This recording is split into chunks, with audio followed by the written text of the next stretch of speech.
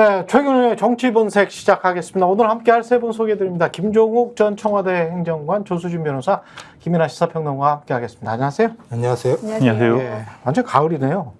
네, 그죠? 예, 찬바람 불어요 이제. 날씨가 예, 갑자기 그냥. 아침 저녁으로. 네, 서울 같은 경우 오늘 비가 조금 왔었잖아요. 예, 새벽에. 지금도 조금씩 내리는 것 지금 같습니다. 그래요? 예. 네. 어제였나요? 서울 여의도 국회에서 열린 여야 대표 회담 예. 보셨습니까? 생중계로 모두 발언 같은 경우는 생중계로 진행을 했다고 하던데. 예. 네, 봤습니다. 두 분의 모두 발언이 합해서 한 35분, 40여 분 예, 가까이 됐는데. 전체적으로는 한 120분, 180분, 예. 3시간 정도 한 거죠. 예, 그래서 저는 그 모두 발언을 생중계로 봤었는데 예. 기싸움이 팽팽하다. 기싸움. 예, 처음에는 굉장히 부드러운 말로 두 분 다 시작하신 다음에 네. 마지막에는 뭐 재판 결과를 불복하지 않기 바란다. 그리고 이제 이재명 대표는 뭐 이제 최상병 특검 받길 바란다. 그리고 뭐 보복 정치 얘기까지 이제 네. 하셨습니다. 뭐가 좀 눈에 띄었습니까? 확 눈에 띈 게 있었나요? 저 뭐냐면 아무것도 안 가지고 나왔구나. 둘 다? 아니 한동훈 뭐 야당이 줄 게 있습니까? 실제로 야당은 줄 게 없다. 집권 여당이 권한을 가지고 예. 있으니까 예. 전 적어도 대통령과 국민의힘 내부에서 어떤 조율을 통해서 하나라도 갖고 온 게 없었기 때문에 예. 쭉 얘기하는 내용을 들어보면 제가 볼 때는 대통령실의 고충을 반영해주고 그러니까 이제 뭐 최혜병 특검 문제나 의료 대란 문제 같은 경우와 관련해서는 전혀 아무런 안도 갖고 오지 않았었고 예. 또 그다음에 본인이 계속 얘기했던 어떤 정치적 프레임, 자기의 성과들에 대해서 공세적인 그냥 계속 금투세로 그냥 일관됐던 내용들이었기 때문에 한동 같은 경우에. 네네. 예. 그래서 제가 볼 때는 아무런 보따리를 들고 나오지 않고 자기의 정치적인 언론 플레이만 한 상황이었지 않나 생각이 들어서 진짜 한동훈 당대표가 국민 눈높이를 고민하는 사람인가? 그리고 자신의 정치적인 미래를 고민하는 정치인이 아닌가? 이런 생각을 좀 많이 하게 됐습니다. 예. 김민하 평론가는 어떻게 보셨어요? 마찬가지죠. 예. 이게 11년 만에 여야 대표 회담이다. 한동훈 대표가 이렇게 의미를 부여했는데 사실 이렇게 얘기하면 이제 오늘 아침에 라디오에 이준석 개혁신당 의원 나와가지고 뭐라 그래요? 얘기를 또 합니다. 예. 이 점수를 15점을 주겠다. 100점 만점에 이 두 사람의 회담에 대해서. 맨날 점수 매기세요? 그렇죠. 근데 이제 점수를 몇 점 주냐고 물어보니까 진행자가 15점 주겠다라고 하면서 꼭 그 얘기를 하는 게 이준석, 송영길 세 차례의 토론에 비하자면 점수를 15점 주는 것도 후하게 주는 것이다. 본인이 윤석열 지지한 거에 관해서는 얼마나 몇 점의 점수를 주는지는 모르겠습니다. 나는 그러니까 이준석이나 이런 의원들 있잖아요. 정치인들 있잖아. 기본적으로 윤석열을 지지했거나 윤석열을 지지해달라고 소리 높게 외쳤던 사람들 있잖아요. 자기 반성부터 시작하고 마이너스 500점부터 시작하고 이야기를 하세요. 이 얘기를 왜 했냐면 그러니까 이준석 욕도 좋은데 이 얘기를 왜 했냐면 그들은 토론을 한 거지 않습니까? 이준석, 송영길은 토론을 한 거잖아요. 그렇죠?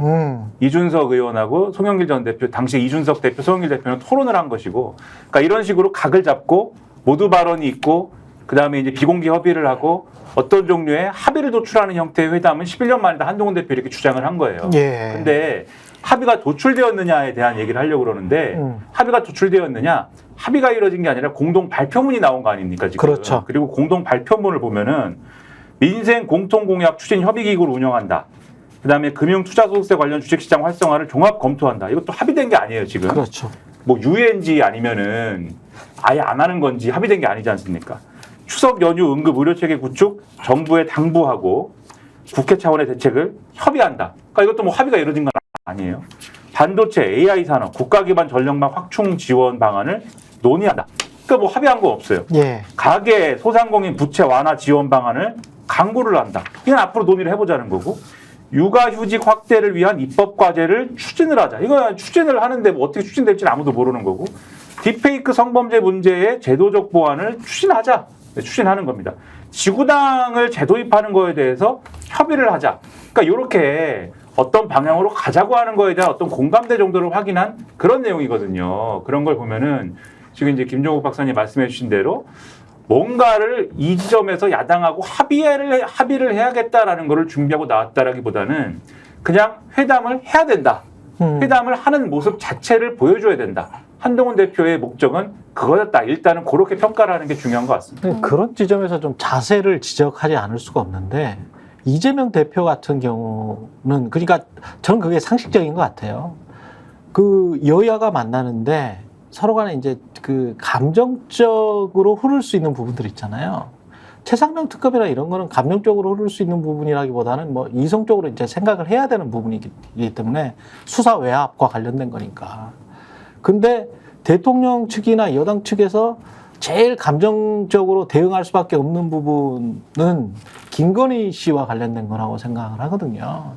근데 쭉 저 전문을 보니까 이재명 대표는 김건희 씨와 관련된 이야기를 전혀 안 했더라고. 저는 그게 속으로는 뭐 아까 지금 합의를 도출한다라고 해서 정치인으로서 그냥 나간 거구나.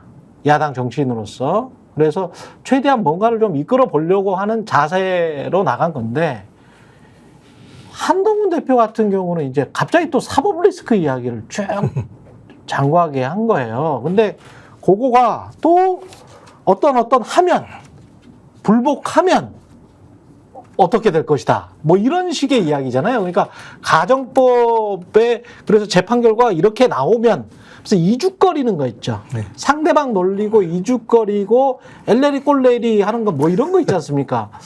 근데 이 사람이 한동훈 씨가 하는 정치가 어떻게 국민들한테 비치지는 뭐 어떻게 비치는지는 제가 잘 모르겠습니다만 저는 이렇게 계속 들은 생각이 똥이나 오물을 투척해요, 상대방한테.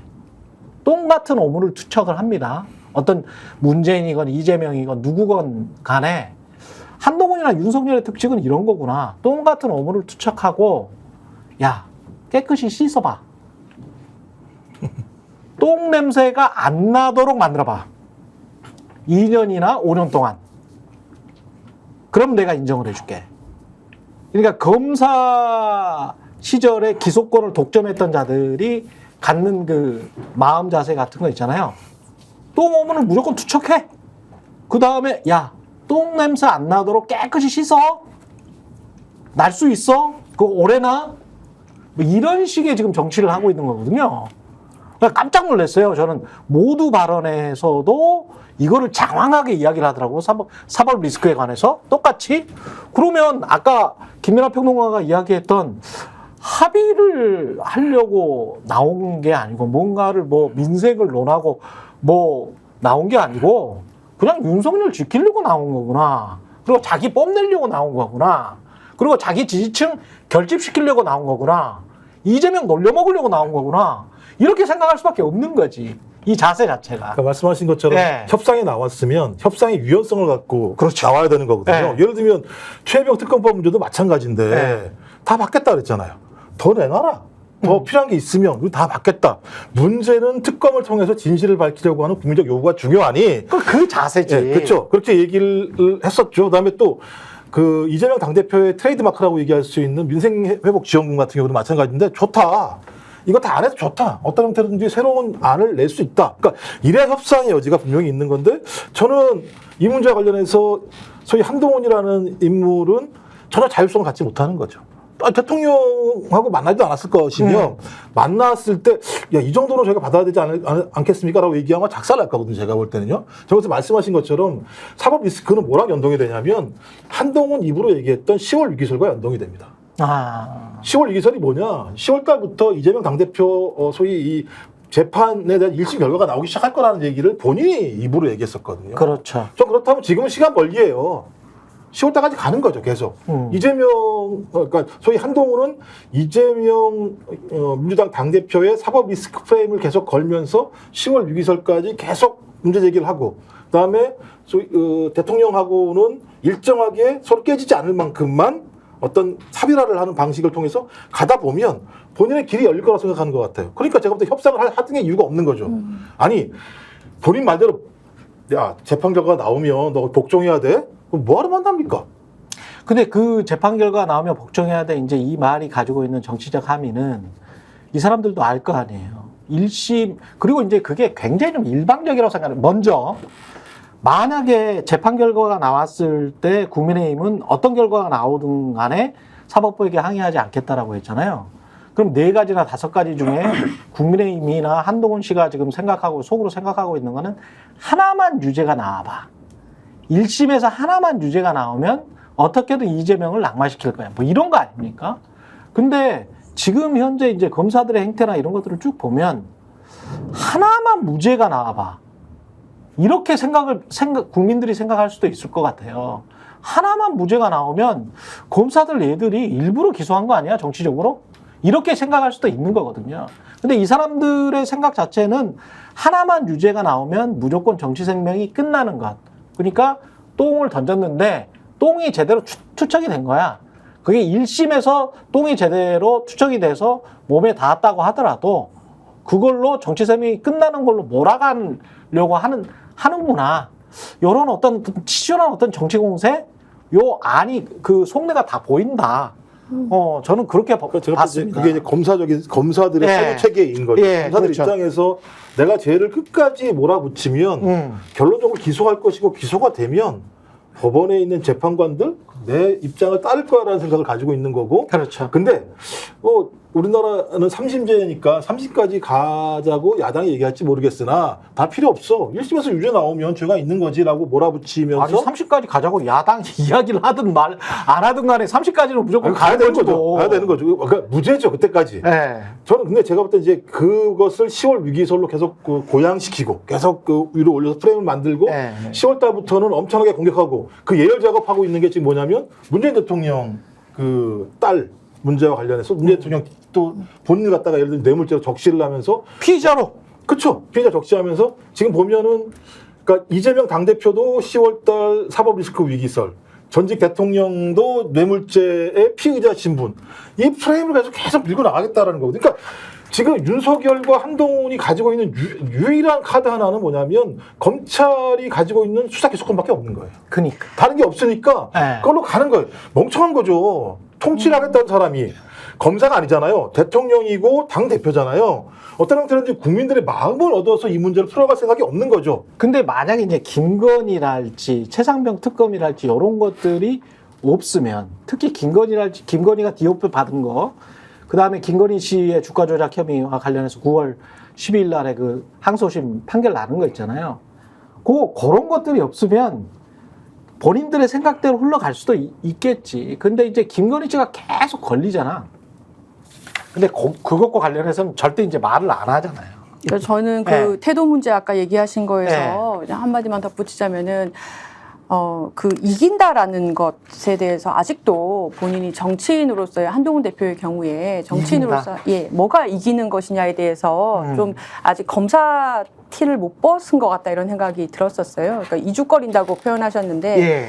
그러니까 그 검사들이 흔히 그 수사할 때 쓰는 그런 논법이거든요. 네. 상대방에게 모욕을 줘서 기를 죽이는 거죠. 그렇죠. 그렇죠. 네. 근데 그걸 본인은 그 피의자를 검사로서 제압했다고 흔히 생각을 해요. 그거는 제가 검사실에서 여러 번 본 모습인데, 근데 이 이 여야 회담에서의 이긴다라는 것은 사실은 정치 현안인 쟁점을 서로 간에 토론하고 타협한 다음에 협상을 이끌어내는 게 사실은 이기는 거거든요. 예. 근데 본인은 그냥 그 앞에서 보일 때 본인이 말싸움을 이기는 정도를 실제로 이긴다라고 생각한 것이 아닌가 해서 그런 좀 논법이 아직도 검사 티를 못 벗었다라는 생각이 들었었고, 이번 회담을 다 맹탕 회담이다 또는 뭐 빈손 회담이다 이렇게 평가들을 지금 하고 있는데, 지금 제일 큰 문제가 2개잖아요. 민생 문제에서는 2,000명을 계속 주장하는 정부 때문에 의료 대란이 나고 있다. 그렇습니다. 이것을 국회에서 어떻게 해결책을 그럼 찾아볼 거냐라는 문제.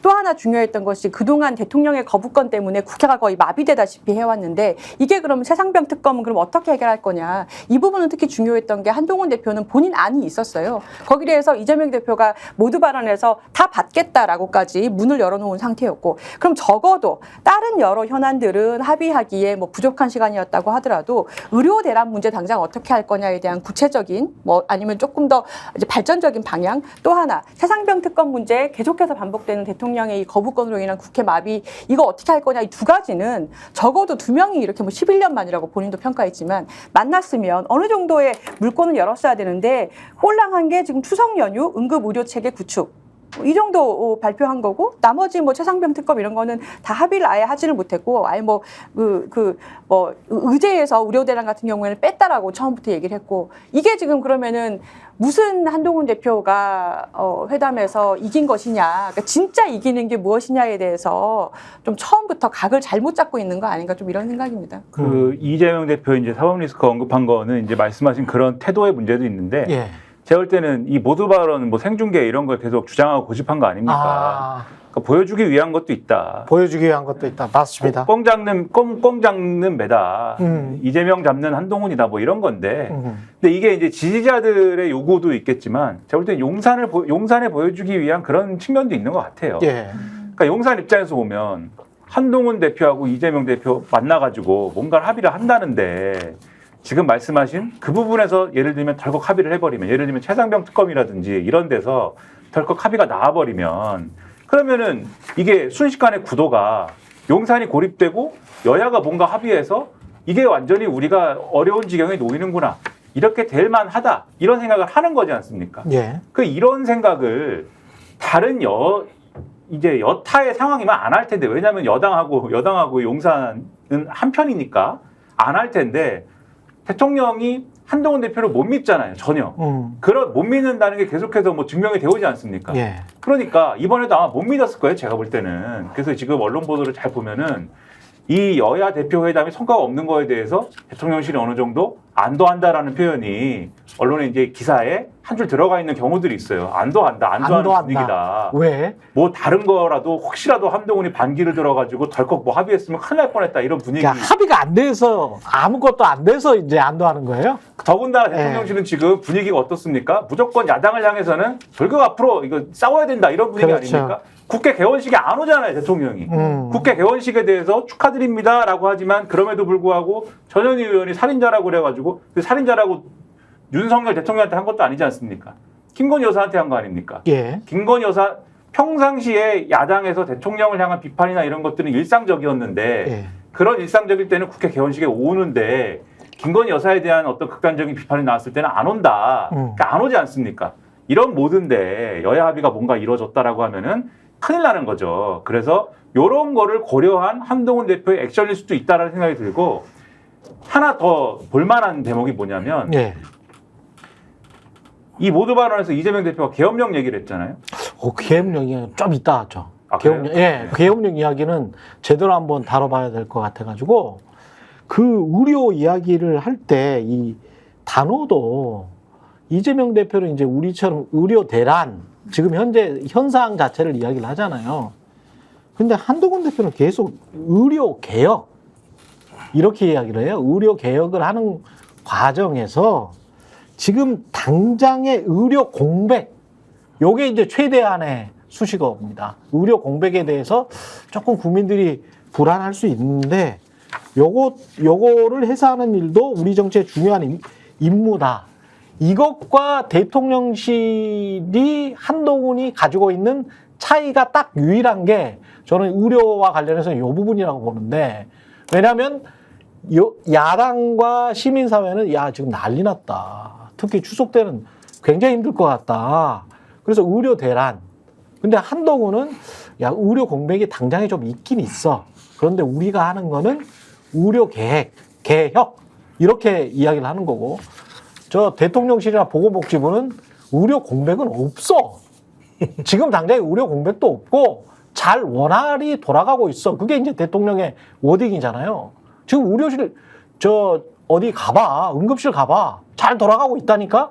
그게 대통령의 이야기잖아요. 아니, 본인은 안 가봤잖아요. 들은 얘기겠죠. 보고가 문제가 있거나. 아니, 참 왜 그러냐면 예. 이게 왜 의료 대란이라고 얘기하느냐. 응급실이 문을 닫거나 응급실 가서 응급조치를 못 받으면 응급실에 문제가 있는 거예요. 그렇죠. 또 하나는 수술이 3분의 1이 줄어들었어요. 이거 통계로 나온 거예요. 수술을 받은 사람이 수술을 아무나 받는 거 아니잖아요. 진짜 문제가 있으니까 수술을 받는 거잖아요. 그렇죠. 수술의 3분의 1이 줄어들었다는 건 수술할 사람이 없다는 거잖아요. 그럼 수술을 못 받는다는 거잖아요. 수술을 제때 못 받으면 소위 생명에 지장이 있거나 어떤 특정한 기능 자체가 중단될 수도 있는 거잖아요. 이거 생명과 관련된 문제잖아요. 그렇죠. 이거 의료 대란이고 누가 뭐라고 얘기해도 근데 의료 대란이라는 얘기를 대통령은 하고 싶지 않겠죠. 근데 한동훈도 마찬가지예요. 의료 개혁이요? 아니, 대란이 벌어졌는데 무슨 개혁을 해요? 말이 안 되는, 논리적으로 말이 안 되는 거잖아요. 그리고 또 하나는 개혁이 성공하려면 대통령이 말 한마디 한다고 성공하지 않는다니까요. 이해 당사자들이 모여서 이 정도는 우리가 합의해서 앞으로 나아가게 되면 여기 함께 있는 사람들이 조금은 한 발 진전할 수 있을 거야라고 하는 나름대로의 공감대가 있어야 돼요. 그러니까 이재명 당대표가 얘기하는 게 좋다. 모여서 얘기를 해서 이해 당사자들이 여기에 대한 합의를 해야 개혁이라고 하는 것이 큰 흔들림 없이 앞으로 갈 거 아니냐라는 얘기를 한 건데 이 얘기는 아무것도 하지 않는 거죠. 전 그래서 저는 여전히 한동훈은 대통령의 발언에 대해서 소위 거부할 생각이 없는, 없어요. 아니면 거부할 어떤 용의 힘조차 없는 사람이다라는 생각이 들고요. 아니, 맞아요. 말씀하신 거에 동의하는 게 지금 의료개혁 관련 의료개혁이라고 말한 그 한동훈 대표 발언 워딩을 보면 예. 뭔가 약속이나 구체적인 게 하나도 없어요. 그러니까 본인 그 워딩이 뭐냐면 의료개혁도 결국 민생을 위한 것이라는 것을 말씀드리고 싶습니다. 하지만 당장 의료 공백에 대한 국민 불안감을 해소하는 것도 우리 정치의 중요한 임무입니다. 그리고 그 다음부터 이제 본인 워딩인데요. 당대표로서 의료개혁의 본질과 동력은 그대로 유지하면서도 이게 이제 구체적으로 그러면 어떻게 의료 그렇지. 하우가 없지. 그러니까요. 예. 어떻게 그러니까 예를 들면 필수 의료 분야는 어떻게 그러면 2,000명을 늘리면 그것이 어떻게 늘어나니 의사들을 압박하겠다든가 아니면은 지방 의료 문제라든가 아니면 보험 수가는 어떻게 해서 의사들의 좀 수입을 늘려주겠다든가 하는 구체적인 첨예한 이해관계가 있는 이 것들을 국회의 여당 대표로서 권한을 가지고 어떻게 배분하는 의사를 가지고 있느냐 자기 의견은 뭐냐가 없어요. 그러면서 당장 국민들의 염려와 불안감을 해소하기 위해 더욱 노력하겠다는 약속을 드립니다. 지금 행정관님 말씀하신 것처럼 아무 내용이 없어요. 내용이 없고 더욱 노력하겠다. 맞아요. 근데 이게 핵심이 뭐냐면 예. 11년이에요. 11년. 예. 11년 만에 처음으로 여야 당대표가 만났다. 이 얘기는 뭐냐면 대통령이 안 만나준다는 거예요. 과거에는 대통령이 여야 당대표를 불러가지고 얘기를 하면서 어떤 형태로든지 합의가 됐건 안 됐건 책임 정치가 가동이 됐거든요. 대통령이 안 만나주니까 여야 당대표만 만난 거 아니겠어요? 결론적으로 따지고 보면. 당연히 그러니 대통령도 참여하지 않는 회담에서 어떤 합의를 할 수 있겠어요? 그래서 그렇죠. 저는 이미 한계가 있는 거예요. 맞아요. 근데 그거 갖다 네. 성과라고 얘기해. 야, 우리는 11년 만에 처음으로 만났습니다. 그러니까 자기 성과가 하는 거예요, 한동훈은. 네. 대통령이 싫은데 웃기겠죠. 쟤 웃기고 앉아있네, 진짜. 이런 얘기를 할 거라는 생각이 들기 때문에 철저하게 한동훈은 자기의 정치적인 미래를 위해서 모든 사안들을 지금 여기에 끼워 집어넣는 형태거든. 그런 것 같아요. 대통령은 냉장고에다 코끼리를 집어넣는 일이 벌어지고 있는 거고 냉장고가 부서지건 말건 상관하지 않는 거라면 한동훈은 자기만의 캐비넷 냉장고를 만들어서 거기다 하나하나씩 쟁여놓으려고 하는 거예요. 제가 볼 땐 이걸 우리는 멍청한 짓이라고 그래요. 최근에 계속 한동훈 대표가 의료 문제 관련해서는 예. 2026년도에는 유예든지 재검토든지 합시다. 그렇지. 이렇게 주장을 하면서 예. 용산하고 대립해온 거 아니에요. 근데 그 말도 없어. 그러니까요. 그래서 예. 그 얘기를 하려는 건데 예. 그렇게 대립을 해오면서 요거에 대해서 용산은 한동훈 대표 언론 플레이하고 있다 이렇게 접근하고 있고 친윤들도 그 얘기를 하고 있는 거 아닙니까? 그렇죠. 즉 당내에서 그리고 이 얘기를 친윤들만 하는 게 아니라 예. 한동훈 대표가 좀 커튼 뒤에서 얘기해도 될 거를 왜 커튼 뒤에서 얘기를 해놓고 바로 쪼르르 언론에 가가지고 이 얘기를 왜 했지? 이렇게 의심하는 분위기가 있거든요. 그렇죠. 그래서 이게 어쨌든 결론이 어떻게 됐든 한동훈 대표가 언론 플레이를 한 건 맞는 것 같아. 그러니까 이게 뭔가 이 지지층도 어쨌든 이 문제는 풀어야 된다는 공감대가 있기 때문에 한동훈 대표가 그 뭔가 자기가 총대를 매는 분위기를 만들면서 용산하고 차별화하는 어떤 소재로서 요걸 쓰는 것 같아. 이런 분위기가 있어요. 왜냐면은 최상병 사건이나 김건희 여사 사건으로 그걸 소재로 용산하고 선긋기를 하는 소재로 써버리면 완전히 이제 파국으로 가기 때문에 그래서 이제 의료 문제를 쓰는 거 아니냐 이렇게 봤는데 그렇다면 이 회담에서 얘기를 못할 이유가 뭐냐 이렇게 우리는 접근할 수가 있는 거잖아요. 회담에서도 본인 주제가 있었으면은 여야 대표 회담에서도 제가 이러저러한 제안을 했습니다. 그리고 그 제안을 한 거에 대해서 지금 설득 중입니다. 설득이 쉽지는 않습니다만은 저희는 이러저러한 의견을 갖고 있기 때문에 한번 의견을 모아보겠습니다. 이런 정도로 얘기를 할 수 있는 거잖아요. 그런 얘기가 안 나온 거 아닙니까? 그 얘기는 뭐냐? 여기서 혹시라도 이재명 대표가 한동훈 대표님 그렇게 얘기하고 있으시다니 다행입니다. 꼭 한번 용산을 설득을 해주십시오. 한동훈 대표가 그러겠습니다. 저만 믿으십시오. 제가 용산을 한번 설득해 보십시오. 이랬다고 생각해 보세요. 아까 말씀드렸죠. 용산 입장에서는 저 두 녀석이 손을 잡고 우리한테 대드는구나, 대항하는구나 이런 구도가 딱 잡히는 거잖아요. 그렇죠. 한동훈 대표 입장에서는 그 구도를 만들고 싶지가 않은 거예요. 지금 이 회담에서 제가 볼 때는 그렇기 그렇죠. 때문에 그렇죠. 앞서 말씀드린 이재명 잡는 매는 나다라는 얘기도 하고 그리고 굳이 자기가 주장하던 게 있음에도 불구하고 이 회담에서는 굳이 얘기하지 않는 용산하고 파열음이 날 것 같은 얘기는 다 집어넣고 그렇죠. 치상병 사건에 관련된 특검법에 대해서도 아까 말씀하셨지만 야당이 다 뭐 추가적인 어떤 뭐 토를 달 게 있으면 그러니까 한동훈 내놔봐라. 대표께서 그렇죠. 추가적인 조건 달 게 있으면 말씀해 주시면은 수용하겠다 이렇게 얘기했는데도 그런 것도 없고 그럼 왜 안 하냐는 거에 대해서 지금 보도된 걸 보면 한동훈 대표가 그런 얘기를 했다는 거예요. 우리는 민주당하고는 시스템이 좀 달라서 논의를 더 많이 해봐야 되고 그리고 또 우리가 예를 들면은 10명 이렇게 예를 들면 한동훈계 10명 해가지고 발의할 수도 있겠지만 그것도 모양새가 안 나는 거 아니야. 적어도 당론 발의 이렇게 해가지고 해야지. 그러려면은 시간이 많이 걸립니다. 이런 식으로 설명을 했다는 거예요. 그럼 애초에 왜 그랬습니까? 그럼 약속을 왜 했습니까? 그러니까 이거는 회담은 철저하게 지금 말씀해 주신 대로 한동훈 대표가 자기 생색내고 보여주기 하고 내가 회담을 했어요.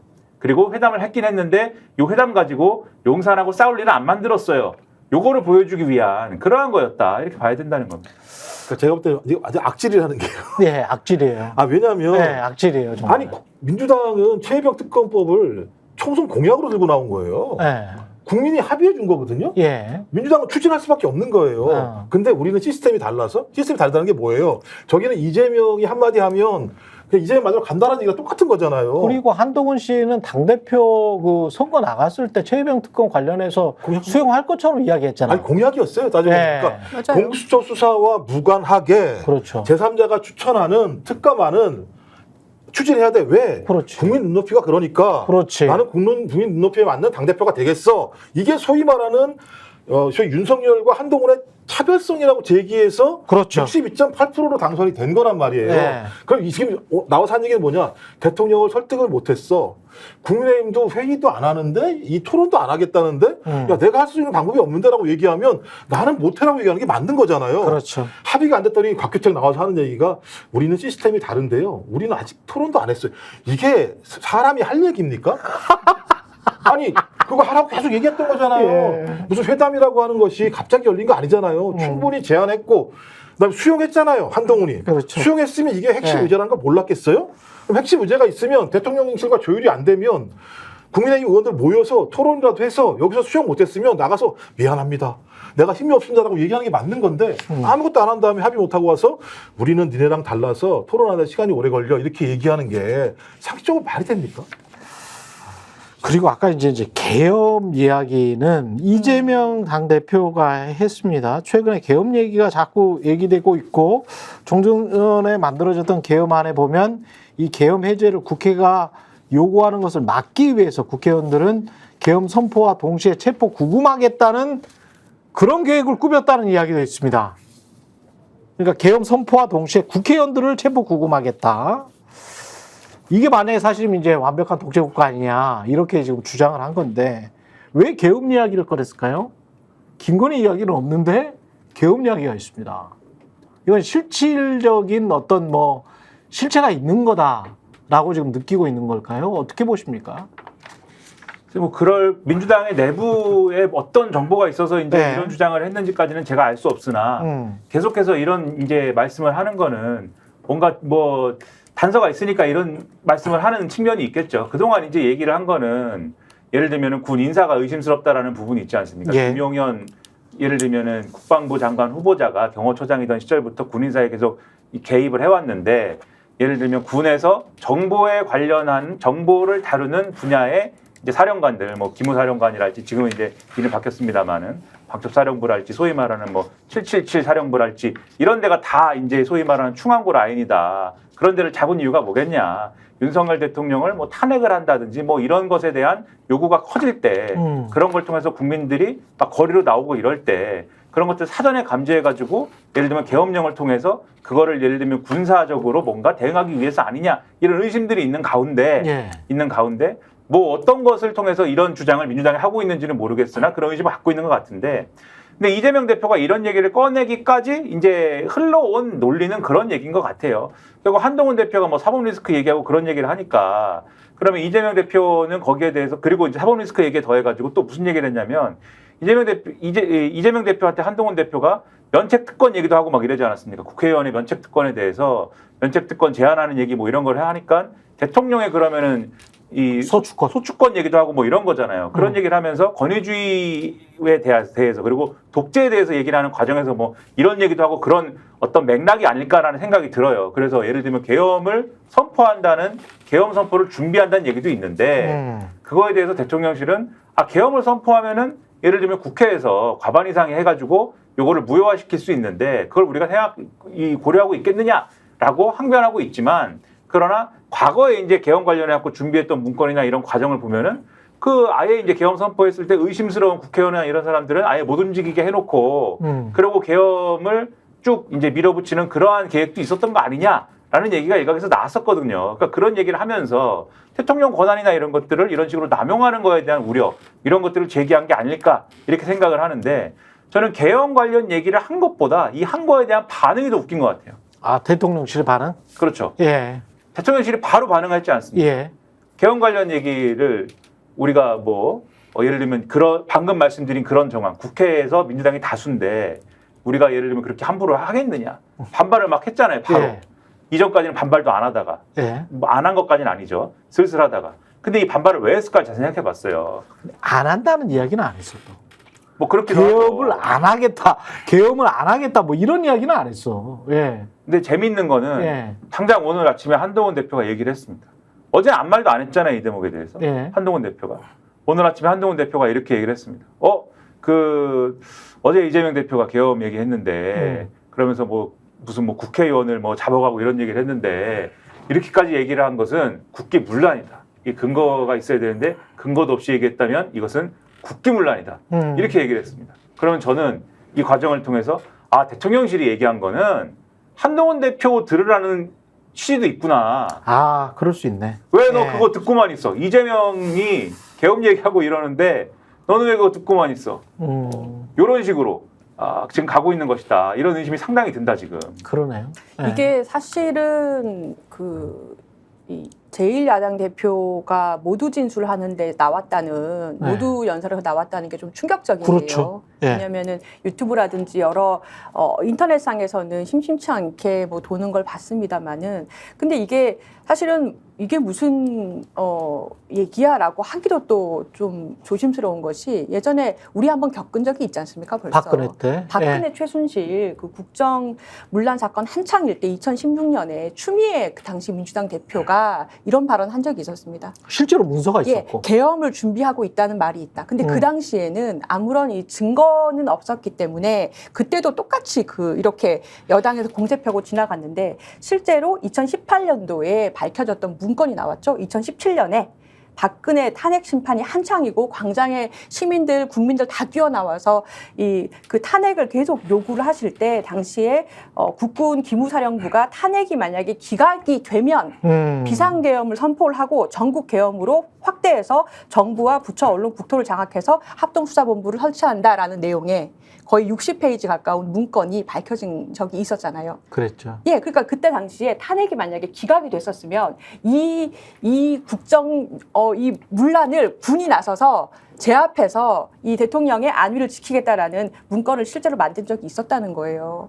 그러니까 이런 일을 한번 겪었던 우리들이기 때문에 지금 국회에서 야당 대표가 이런 얘기를 할 때는 어느 정도의 어떤 양질의 보고를 받았기 때문에 어떠한 경고성 메시지, 알고 있다라는 경고성 메시지를 넣은 것이 아닌가. 전체 10몇 분 정도의 그 발언에 이것을 굳이 넣은 것은 분명히 의도가 있다 해서 굉장히 사실 걱정되고 불안한 마음이 들 수밖에 없죠. 예. 근데 이제 사례적으로 자신의 경호처장을 바로 국방부 장관으로 보내는 사례들이 거의 없죠. 그러니까 그거부터가 예를 들면 왜 그 사람을 이 시점에 김영현이라는 사람을 국방부 장관으로 보내는가라고 하는 게 있고 또 하나 말씀하신 2016년도에 두 가지가 있었는데 하나는 말씀하신 탄핵이 기각되면 국민들이 밖으로 나올 거니까 계엄 얘기도 있었습니다만 또 하나는 탄핵 집회를 할 때 탄핵 시위를 하는 사람들이 경찰 라인을 넘어서게 되면 그때 군을 투입해서 발포할 수 있다는 얘기도 있었거든요. 이런 내용들은 문서로 나와 있는데 이 문서만 나와 있는 게 아니고 그 당시에 이 문서를 쓴 사람들이 진술한 내용들이 있어요. 그러니까 의명, 그래서 국방부 장관이 명만 내리면 이건 실행되는 거다라고 진술을 한 내용들이 있거든요. 근데 지금 상황도 마찬가지잖아요. 그러면 소위 이 김용현이라고 하는 경호처장이 국방부 장관으로 가면 그때랑 똑같이 국방부 장관이 그런 어떤 문건을 만들려고 기무사령관, 그 당시 기무사령관이죠. 지시를 내리면 거기서 문건을 만들어서 국방부 장관이 명하면 되는 건데 이 국회 문제가 가장 크잖아요. 국회에서 3분의 2, 국회에서 반대하면 안 되는 거 아니야? 이렇게 얘기를 했는데, 저 과반수가. 근데 문제는 대통령의 국회에 대한 인식이에요. 이번에 얘기한 거 있지 않습니까? 자기는 살아오면서 처음 경험하는 상황이다, 국회가. 이렇게 얘기를 했어요. 그렇죠. 자기가 한 짓 때문에 이런 건데 따지고 보면 국회가 이렇게 된 살아오면서 게. 이런 대통령을 경험하는 것도 처음이죠. 많은 그쵸, 국민들이 그쵸. 그렇게 생각하고 있습니다. 그렇죠. 예. 그다음에 또 뭐 인사청문회라든지 다양한 청문회를 바라보고 있으면 참 제가 좀 한번 깊이 생각을 해봐야겠습니다. 이 국회랑 상대하는 거에 대해서. 근데 이런 인간들을 갖다 국회로 보내니까 인사청문회 하라고 예. 벌어진 건데, 전 그래서 국회에 대해서 저희 윤석열 대통령도 한동훈 당대표도 매우 안 좋은 집단으로 보고 있는 상황이거든요. 근데 여기에 대해서 또 저항하고 있는 탄핵을 주장하는 자들 또는 반국가 세력이라고 용어로 얘기한 사람들, 이런 사람들의 국민적 항전을 촉구한 사람이 대통령이잖아요. 그렇죠. 자, 이런 정황을 보게 되면 저는 군 내부에 지시를 안 내렸다고 하더라도 이런 부분들에 대해서 내밀하게 준비하는 사람들이 있을 거다. 지시와 무관하게. 저는 이렇게 보는 거죠. 지시와 무관하게. 근데 만약에 그것이 지시가 된다면 그 구체성은 더 빨리 확보가 되겠죠. 저 그렇다면 이재명 당대표가 어떤 얘기를 들었는지 모르겠습니다만 예. 저는 내부에서의 그런 흐름들의 일단이 있다라고 하는 내용들이 들어오지 않고서야 굳이 국민들이 다 듣고 있는 현장에서 그런 발언을 했을 리가 없다. 그러니까 지시의 유무와 무관하게 2016년의 사례, 그다음에 최근에 대통령이나 그다음에 김용현이라고 하는 인사 이런 절차를 봤을 때 그럴 가능성들이 농후할 수 있다라고 하는 이런 차원에서 저는 엄중 경고 차원에서 얘기할 수도 있다는 생각이 들고요. 이 경고를 하는 것이 필요하고 야당 입장에서는 의혹을 제기할 수 있어요. 과거에 문건이 나온 사례가 있기 때문에. 그리고 그 문건의 실행 여부와 관계없이 그 당시에도 어쨌든 기무사 내부에서 그 문건을 계속해서 업데이트를 해가면서 준비를 했다는 거 아닙니까? 그래서 업데이트된 버전 따져가면서 그때 수사를 했던 거잖아요. 어느 버전에서는 어느 단계에서 어떤 내용들이 들어있었고, 그래서 이게 유무죄를 갈랐던 거 아닙니까? 그 당시에. 근데 이런 게 있단 말이에요. 지금 이제 한동훈 대표, 저는 이제 그래서 그런 문건이 존재하거나 준비를 하고 있거나 또는 거기에 대한 이제 어떤 비판이 있거나 이럴 수 있는데 거기에 대한 대응이 너무 웃기다. 그러니까 대통령실이 이렇게 반응하는 것도 웃기지만 한동훈 대표가 오늘 아침에 한 얘기가 저는 너무 웃긴 얘기예요. 이게 국기문란이라고 얘기한 거지 않습니까? 네. 그러니까 야당이 우려할 수 있다고 말씀드렸지 않습니까? 그리고 야당이 우려라는 거는 야당의 우려가 무슨 뭐 국민들에게 가짜 뉴스를 전파해가지고 불안을 부추기고 그걸로 이제 어떤 북한의 의도에 맞게 반국가 세력을 형성해가지고 막 이렇게 혼란을 조성하기 위해서 하는 게 아니라 그것 자체가 일종의 정치적 표현의 자유로서 민주주의의 한 축으로 기능을 하는 거잖아요. 야당이 우려를 제기하고 그러면은 정권이 그것이 아니다라는 것을 스스로 증명하고 그러한 우려가 나온다라는 점에서 이게 우리는 권위주의적 방법론을 취하는 정권이 아니다라는 것을 스스로 증명하면 되는 문제 아닙니까? 그렇죠? 네. 근데 지금 최근에 권위주의적 정권인 것 같은 얘기를 자꾸 하고 권위주의적 지도자와 같은 그러한 행태를 계속 취하기 때문에 이러한 우려와 그러한 비판이 나오는 거 아닙니까? 그러면 되는 건데 한동훈 대표가 국기문란이라는 단어를 쓰면은 이게 오히려 권위주의적 정권으로 보이는 거예요. 국기를 문란하게 야당이 어떻게 국기를 문란하게 만듭니까? 국기문란이라는 단어는 예를 들면 정권 입장에서 정권을 잘 운영하고 있는데 군 내부에서 예를 들면 쿠데타를 획책을 했다든지 민주주의를 훼손할 만한 그러니까는 주권적인 어떤 원리를 훼손할 만한 어떤 상황이 준비됐거나 그러한 것들을 무시하고 있는 그런 상황이 유지될 때 야 이건 국기문란이야라고 할 수 있는 게 민주정부가 생각하는 국기문란이죠. 그렇죠. 근데 야당이 그러한 걱정을 한다고 해서 그것이 국기문란이라고 얘기를 한다면 국기가 무엇인지를 규정하는 거는 우리다. 라고 한다는 점에서 이거는 권위주의적인 거 아닙니까? 그런 점에서는 한동훈 대표가 저는 요 말을 통해서 자기들이 생각하는 민주주의적 권력이 무엇이냐의 실체를 드러낸 것이다라고 봐요. 우리가 나올 수밖에 없는 게 행태나 뭐 이런 것들 보면 바이든 날리면 보도하니까 기자들 저녁이 못하게 하고 지난번에 저는 용산공원에서 무슨 대통령 부부 색칠하게 하니까 그걸 비판적으로 봤던 시민들이 용산공원 출입을 못하게 LH가 막았잖아요.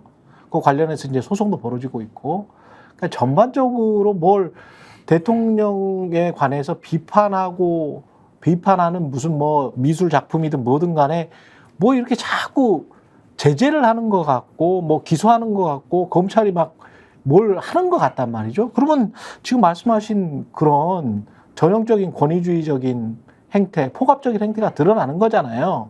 그리고 난 다음에 그때 이제 그 박근혜 때도 그런 말이 나올 수밖에 없었던 게 지지율이 굉장히 낮았잖아요. 사람들이 원치를 않잖아.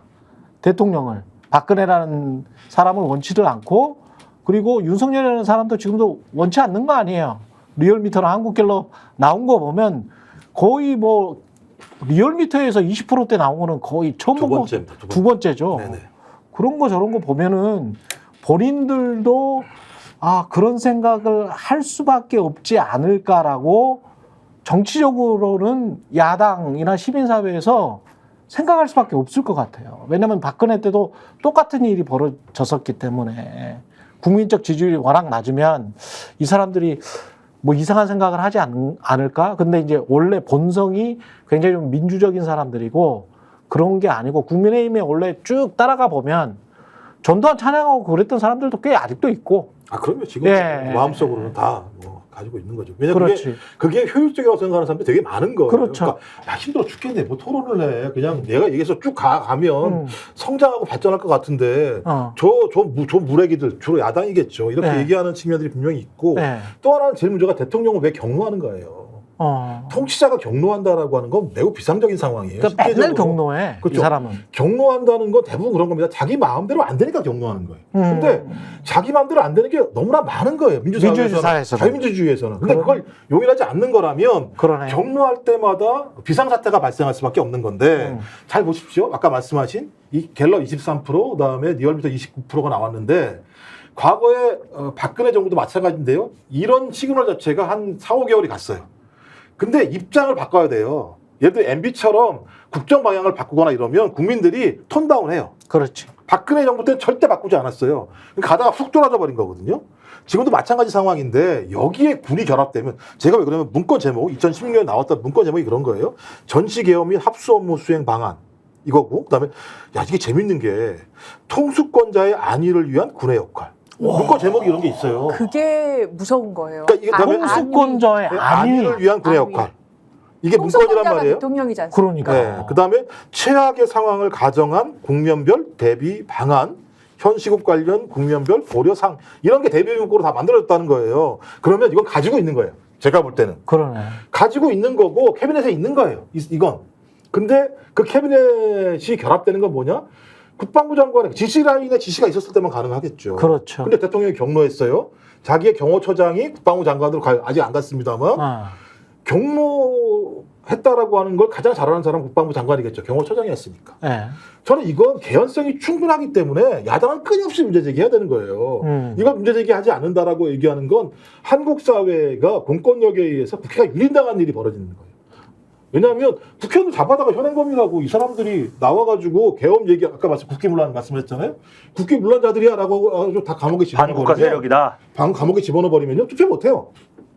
그러니까 국회가 할 수 있는 방법이 별로 없어요. 그러니까 국회뿐만이 아니고 이제 가장 걱정되는 거는 표현의 자유라는 측면에서 계엄이 선포가 되면 잘 아시겠지만 뭐 대학의 군인들 상주하죠. 방송사 장악하겠죠. 그다음에 유튜브 같은 경우도 물론 이제 과거와는 다르긴 합니다만 이게 뭐 기본적으로 운영하는 또 그리고 이렇게 뒤에서 있는 서버 자체가 구글이기 때문에 미국이 어떻게 나올지는 모르겠습니다만 구글 그걸 막을 수도 있죠. 그럴 수도 있지.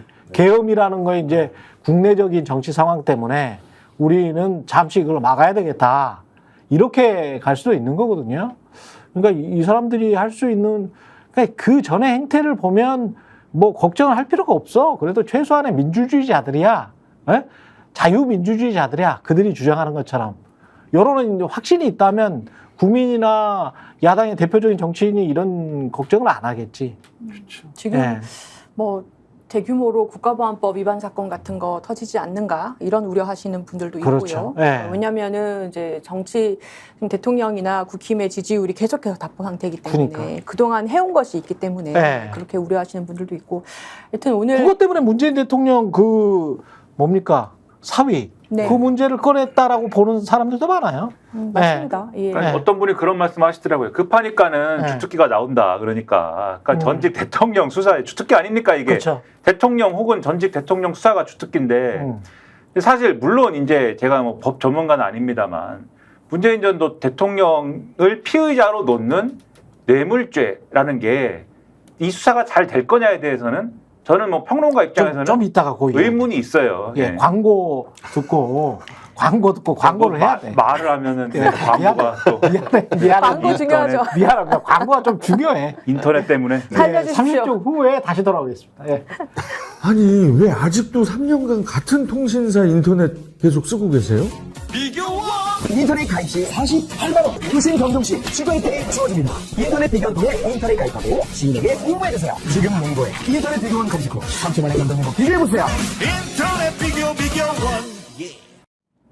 네, 인터넷 가입 혜택 비교하느라고 시간 낭비하고 계시는 분들에게 3년마다 가입만 해도 현금 사은품을 주는 인터넷 비교원을 소개하겠습니다. 인터넷과 휴대폰 그리고 가전제품 렌탈을 비교원을 통해서 가입할 때 최대 48만 원. 한번 그러니까 전화나 해보세요. 예, 내가 그냥 개인적으로 매장에 가는 게 더 많이 혜택을 받을 수 있는지. 알뜰폰 또는 휴대폰을 통신사만 변경해도 최대 30만 원. 정수기 렌탈 시 최대 30만 원. 총 다 합하면 여건이나 조건이 다 맞으면 최대 108만 원의 현금 혜택을 받으실 수 있습니다. 현금 사은품 혜택을 원치 않을 경우에는 삼성 55인치 TV로 선택이 가능하고요. 인터넷 신규 가입 후 나는 현금이 좋다 라고 저는 속으로 생각을 해봤습니다. 방금 전에. 인터넷 신규 가입 후 소개한 친구가 가입할 경우 신세계 상품권 4만 원을 무제한으로 드리는 이벤트가 진행 중입니다. 그리고 가입 시 스픽스 유튜브 보고 왔다고 말씀해 주시면 고함량 비타민 B가 들어있는 웰세이브의 비타민 B 제품을 드리는 이벤트도 진행 중입니다. 지금 바로 1670-2571로 전화 주시거나 네이버에서 인터넷 비교원을 검색해 주시기 바랍니다. 예, 계엄령 이야기 하다가 우리 무슨 이야기 갔었죠? 광고하니까 다 까먹었다. 맞습니다. 뭐죠? 아니 지금 계엄령과 그 네. 어떤 대형 법적인 이야기 했었죠? 대형 그런 국가보안법 사건 터질 것을 우려한다는 것과 그리고 예. 문재인 대통령 문재인 전 사위에 대해서 지금 4년 전에 고발됐던 사건인데요. 예. 이제 와서 갑자기 압수수색을 하고 그리고 그 압수수색하는 영장에 문재인 대통령이 피의자로 기재가 돼 있다는 겁니다. 예. 뇌물죄로. 이게 지금 이 타이밍이라는 것이 왜 하필 지금이냐는 것과 그리고 피의자라는 게 이게 참 말이 되냐는 거예요. 피의자라는 게. 그러니까 지금 사위가 취업해서 받은 2억 원 정도가 뇌물이라는 거 아닙니까? 이것도 또 몸을 던지게요. 또 몸을 던지게야. 일단 기사가 나고 기소를 그렇게 하고 옆에 낙인 찍기 피의자 문재인 이렇게 적혀 있잖아요. 그리고 나서 그 기사를 그대로 다 그냥 쓰잖아. 그렇게.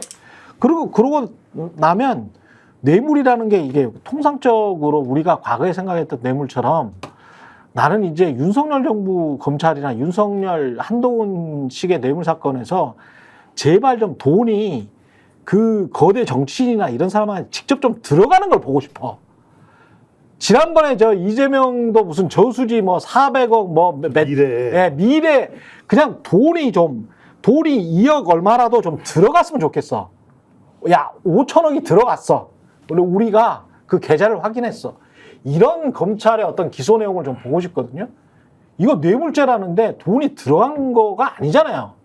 월급 받은 거죠. 근로 대가로. 그러니까 문재인 대통령한테 돈이 갔다는 얘기 자체가 그런 스토리가 아니에요. 지금. 네. 그러니까 그 문재인 대통령한테 잘 보이려고 네. 그 회사가 사위를 취업시켜가지고 네. 그 장관 자리 뭐 이런 거 공단 자리 받고 네. 취업시켜서 일 시키고 월급을 줬다는 스토리인 거잖아요. 근데 문재인 정부는 요 자기 사위를 그 취업시킬 거를 미리 알고 이 사람을 중진공 이사장으로 이렇게 앉혔다. 중진공 이사장으로 앉혀놓으니까 그 대가로 이 사람을 자기가 운영하는 회사에 무슨 뭐 이사로 앉혀가지고 이 사람한테 월급을 줬다. 그러니까 2억 2천만 원 정도 월급을 그동안에 받았으니까 다 대가성이고 이게 들어간 게 결국은 문재인에게 들어간 거다.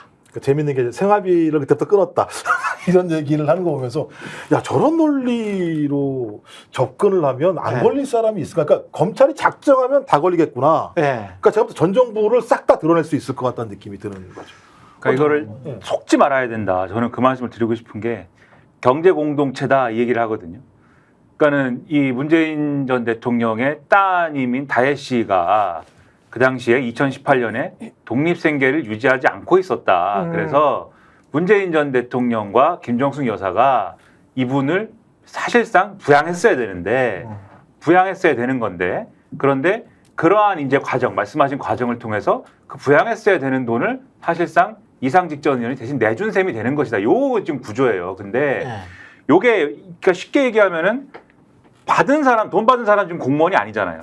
돈 받은 사람은 공무원이 아닌 거지 않습니까? 이런 논리 구조 속에서 돈 받은 사람은 이제 그 당시에 문재인 전 대통령의 사위였던 서모 씨인데 이 서모 씨가 받은 돈을 문재인 전 대통령이 받은 걸로 하려니 이 사람들은 이 다혜 씨와 서모 씨는 경제 공동체고 또 다혜 씨와 문재인 대통령이 경제 공동체야. 이렇게 가려고 이게 경제 공동체임을 입증하려고 지금 수사를 하는 거거든요. 그래서 다혜 씨가 그 당시에 언제까지 그러면 생활비 보조를 받았는지 문재인 전 대통령에 문재인 전 대통령에 의해서 예. 그래서 이상직 전 의원이 돈 주기 시작하면서부터 지금 말씀하신 대로 생활비 보조를 안 받았다면 이게 독립생계를 유지하지 못하고 있는 가운데 원래 줘야 될 생활비가 안 들어간 거야. 이렇게 얘기를 하면서 이게 경제 공동체인 상황에서 줘야 될 돈을 대신 준 거야. 이렇게 가려고 하는 거예요. 그래서 계속 지금 압수수색을 하는 겁니다.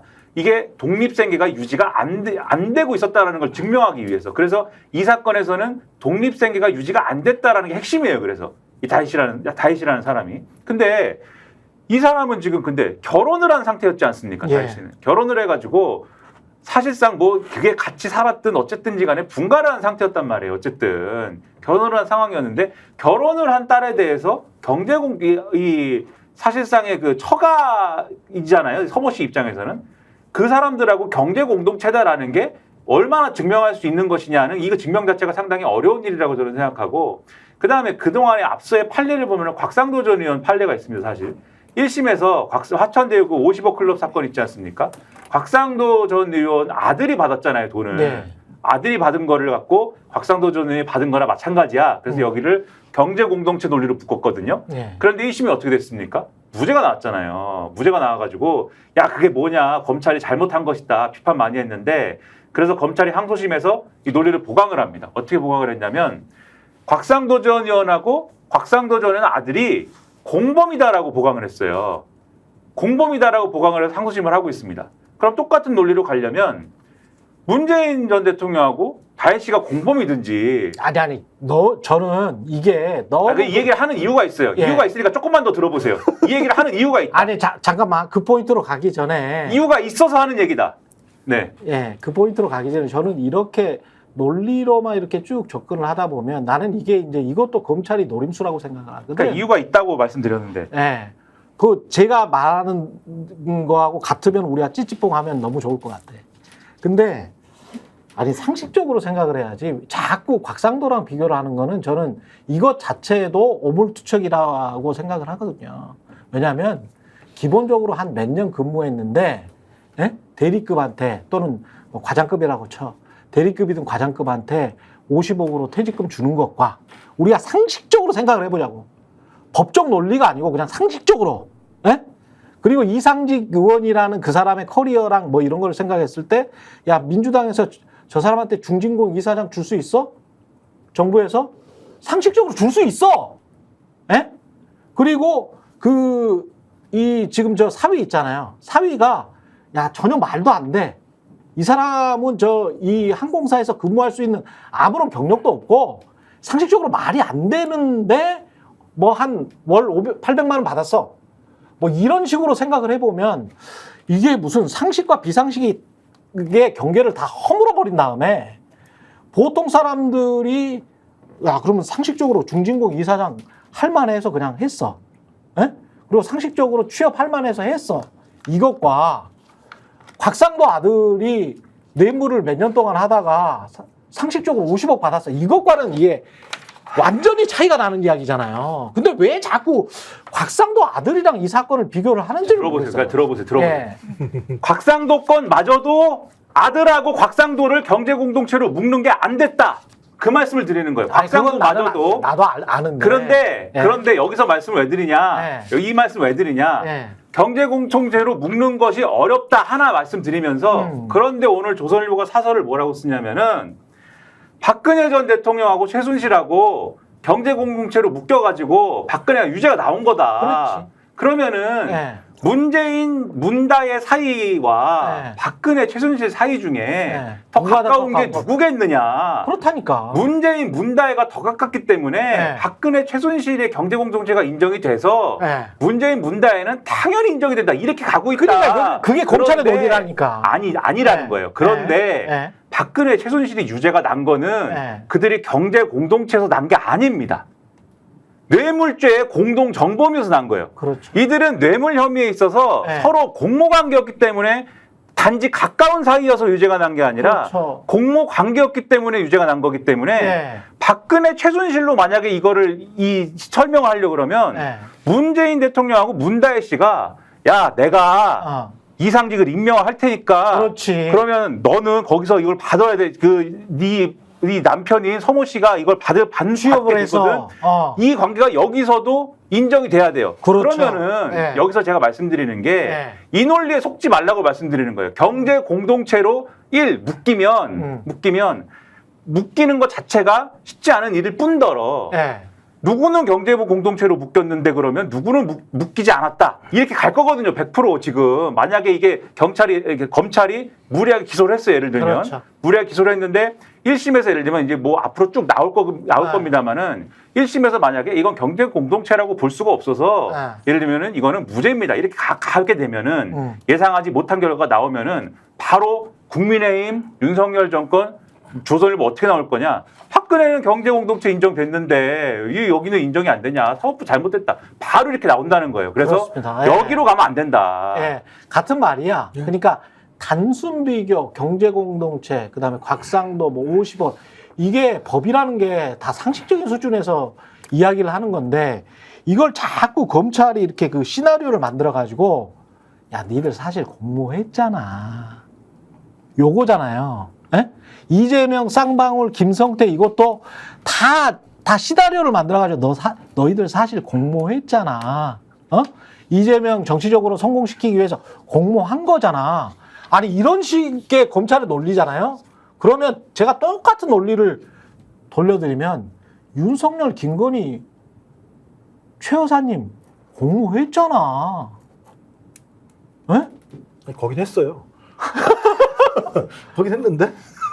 아니 이런 식으로 해서 했으니까 모욕감을 안 느낄지도 몰라요. 경제 나한 공동체로 번도 해서 봤는데. 야 일부러 사회 대통령 만들어 주고 돈도 좀 보태주고 그랬던 거 아니야?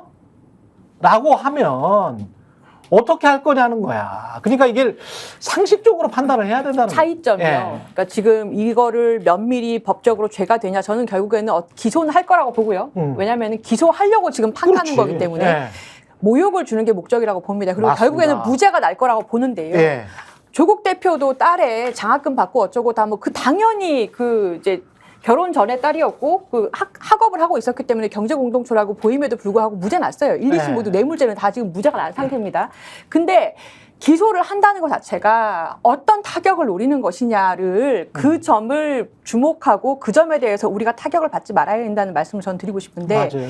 모욕을 주는 것 자체가 목적인데 이런 지금 박근혜 최순실이라든가 아니면은 김건희 여사가 명품백 받은 거는 지금 그냥 사실이잖아요. 그렇지. 근데 이런 분들은 네. 모욕에 타격감이 없어요. 타격을 안 받는다고요. 네. 그런데 저는 노무현 대통령 논두렁 사건 자꾸 생각이 나요. 그러니까 지금 검찰에서 계속 흘리고 있는 게 이 이제 서 씨가 월급 받았다는 거랑 또 하나가 뭐 우리 그 여사님이 문재인 여사님이 뭐 보자기에 굳이 보자기에 5천만 원을 싸가지고 무슨 뭐 친구한테 그 딸한테 전달해 주라고 줬다든가 이런 식의 전달 방법에서 계좌이체 띵띵띵 이런 현대적인 방법이 아니라 보자기에 싸서 주라고 했다는 등 이상한 걸 계속 흘려요. 그러니까 이게 딸 입장에서 볼 때 그리고 그 여사 입장에서 볼 때 그 당시에 어떠한 돈을 지원할 수밖에 없었던 어떤 개인적인 사안이 이렇게 모욕적인 것으로 포장이 돼가지고 마치 무슨 굉장한 뇌물을 주고받은 것처럼 되는 것 자체가 얼마나 지금 모욕적입니까?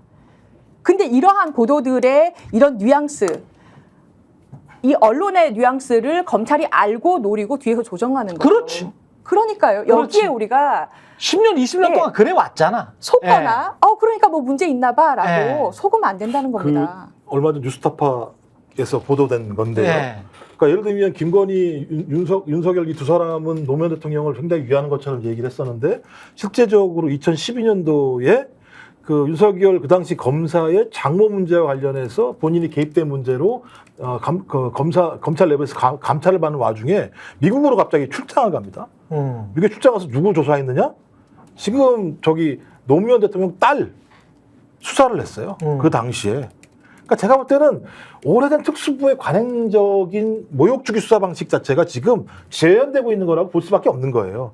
자기 입으로는 노무현 대통령을 무지하게 존경합니다라고 얘기해놓고 그 이후에 다 종결된 사건인데 자기가 이미 자기 장모 문제로 감찰을 받고 있음에도 불구하고 미국까지 출장을 가서 거길 재수사하는 문제까지 했던 이게 제가 볼 때는 특수부가 가지고 있는 자기의 아주 근성이거든요. 전 지금도 마찬가지라는 생각이 들어요. 검찰들이 알아서 겪을 가능성이 되게 높아요. 거지 근성이죠. 거지 그러니까 근성. 딱 알아서 네. 야 이거 좀 위태로운데 안 되겠는데 자 우리 캐비넷에 있잖아 긁어오자고 한번 수사 피의사를 공포해서 알리고 조선일보가 아마 세게 써줄 거야. 딱 지금 맞아가는 그런. 근데 이제 이게 우리가 진짜 속지 말아야 될 게 이게 한두 번 하는 것도 아니고 모욕주기와 관련해서 이제 이상한 것들 사소한 그러니까 인과관계 피사실과 관련된 인과관계 그러니까 죄를 증명하기 위한 원인과 결과에 관해서 이야기를 하는 게 아니고 격가지들 있지 않습니까? 개인적인 것들 그 사건과 관련이 없는 것들을 가지고 저 사람 방귀뀌었대. 저 사람 똥 싼 정도 있어. 어? 저 사람 화장실 가. 이렇게 이야기를 하는 거예요. 예? 이렇게 이야기를 하고 언론은 그것과 뇌물을 뭐 진짜 이렇게 공모를 해가지고 뇌물을 주고받았다라고 하면 이게 마치 인과관계가 있는 것처럼 원인과 결과인 것처럼 계속 냄새를 피우는 거예요. 조국 이재명 저는 누차 지금 이야기를 하는데 제발 대장동 좀 다시 한번 가져가라. 대장동 그렇게 원인과 결과로 야 이거 이재명이야. 그분은 이재명이고 이재명이 400억이 이제 받기로 돼 있는 거야 라고 주장을 했던 검찰과 기자들이 제발 그것과 관련해서 원인을 좀 가지고 오라니까. 그리고 증거를 가지고 오라고. 그때는 1년 동안 그렇게 부르짖다가 지금 아무 소리도 안 하잖아. 아니 그 보수 패널들은요. 예. 지금 대장동은 날아간 거고요. 보수 패널 얘기하는 건 대장동은 어차피 이거 유죄 나오기 힘들어라고 생각을 하고 있고. 아니 그러면 계속 주장을 해야지. 그다음에 대북 저기 송금도 마찬가지예요. 그것도 안 될 거라 생각하는 것이고 딱 하나에 매달려 있어요 지금. 뭐요? 위증죄. 위증죄 하나에 매달려 있는 거예요. 그래서 위증죄 그거 아주 무조건 짜실한 거. 나오면 그걸로 작살 낼 거야 생각하고 있어요. 그러니까 이게 지금 얼마나 국력낭비입니까? 사람들을 전체적으로 그냥 그다음에 조국 대표도 마찬가지잖아요. 사모펀드 가지고 뭐 대선 나오려고 돈 모았다며. 예? 그래가지고 다 밝혀진 게 하나도 다 없었잖아요. 무죄였죠 무죄 다. 그러니까 나중에 공동 딸 가로등 표창장으로 사업도 다 다 이렇게 한꺼번에 이른바 해가지고, 예? 그거 다 먹으려고 했다, 사모펀드가. 아까 최 기자님 말씀하신 게 너무 와닿는 게 예. 방귀를 누가 꼈다고 해요. 네. 그게 뭐 오늘 이렇게 자랑스러운 비유가 뭐 똥, 방귀. 자랑스러운 일은 아니죠. 아, 맞던데. 냄새도 나요. 냄새나. 근데 그게 사실 불법은 아니에요. 보기 좋은 일은 아니지만 네. 안 끼면 남 앞에서는 안 끼는 게 다 예의지만 그렇잖아. 꼈어. 근데 그거를 언론에서 낱낱이 방귀 꼈대. 좀 있다가 똥을 쌌대. 네. 화장실에 가서 똥을 어떻게 싸냔 말이야. 네. 그 똥의 냄새가 어떻고 색깔이 어떻고 하면서 사람들이 혐오할 만한 거를 그게 무슨 큰 발견을 한 것처럼 언론들이 계속 추가 보도를 하는 거예요. 아, 윤석열, 김건희는 똥 안 싸나? 설사다. 아, 윤석열, 김건희, 한동훈은 똥 안 싸? 여러분, 저는 저는- 한국 검사들한테 그걸 물어보고 싶은 거지. 여러분 죄송합니다 갑자기 바쁜데 똥. 아니, 그리고 특히 한동훈 씨의 따님 관련해가지고 상식적으로 좀 이해 안 되는 게 많잖아. 그렇죠. 예? 그 법적으로 따지지, 그래? 예? 그러니까 언론이 상식적으로 이해 안 되는 거에 관해서 의혹을 제기할 수는 있다고 봐요. 근데 검사들이 그거를 모든 거를 정치적으로 여당에 그다음에 윤석열한테 유리한 것들은 막 허장성세를 하고 그리고 윤석열한테 불리한 것들은 아예 기소도 안 하고 무혐의 처리하고 조사도 그딴 식으로 하고 뭐 언제까지 이렇게 갈 수 있을 거라고 보세요? 불가능해. 제가 볼 때 뭐 네. 싸워야죠. 제가 볼 때 다른 방법이 없는 상황인 것 같아요. 지금은 제가 볼 때는 상식적으로 아무리 얘기해도 그 상식선에서 다가오지 않는 거고 전 제일 화가 났던 건 192대 108을 만들어 놨더니 국회가 개판이라고 지금 대통령이 얘기하는 상황을 보면서 그렇죠. 저런 대통령을 우리가 대통령으로 인정을 해야 될 하등의 이유가 없다라는 생각을 하는 상황이기 때문에 저는 이제부터 나오는 얘기들을 예를 들면 논박하는 문제가 아니라 어떻게 저기가 이런 행위를 할 수 없게 할 것인가의 문제로 접근하지 않으면 전 말씀하신 것처럼 계속 똥, 오줌, 냄새 이런 얘기를 계속 할 수밖에 없는 상황. 그렇죠. 입이 좀 더러워지는 거죠. 그러면. 본격적인 불복종 운동으로 가는 수밖에 없을 것도 같다는 생각이 좀 들어요. 예. 네, 점심시간 앞두고 지저분한 얘기해서 죄송합니다. 네. 예, 최경영 정치본색 김종욱 전 청와대 행정관 조수진 변호사 김연아 시사평론가와 함께했습니다. 고맙습니다. 저희가 얘기할 때 오셔가지고 라이브로 관전하시기 바랍니다. 반드시 주변 사람들 데리고 오시기 바랍니다. 구독, 좋아요, 알림 설정 해주시기 바랍니다. 좀 살려주십시오, 저 좀.